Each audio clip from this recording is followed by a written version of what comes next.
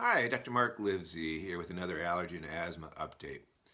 Today I wanted to mention some new directions in the treatment of asthma and other inflammatory disorders, specifically therapies which involve substances or mediators that occur naturally in the body and are derived from living organisms. These are broadly referred to as biologic response modifiers, or BRMs, and are being used to stimulate the immune system in fighting conditions like various cancers and suppressing responses in asthma and rheumatic disorders. With asthma to this point, they are largely what are called monoclonal antibodies, which are genetically engineered molecules produced by cultured cells and directed at specific molecular targets or antigen.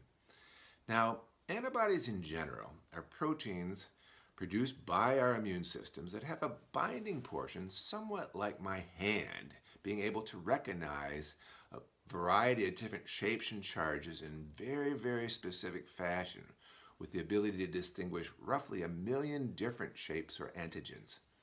The rest of the antibody, analogous to my arm, determines how it will function, such as attaching to cells that may release histamine, causing allergies, or tumor-fighting cells, or allowing the antibody to pass into secretions or mucus to eliminate bacteria or viruses. Once an antibody that binds a specific target is identified in the laboratory, the cell that produces it can be cloned, creating millions of identical copies directed at that single antigen, perhaps a cancer cell or a mediator of some inflammatory process. So far in asthma and urticaria, we have Xolair, which can bind and reduce allergic antibodies from our systems, and two newer agents, Nucala and Sincair, which inactivate interleukin-5, a mediator which promotes inflammation in the airways. Many other agents are in development that interfere with other players in the inflammatory process. Although directed at different targets, these agents have some common features.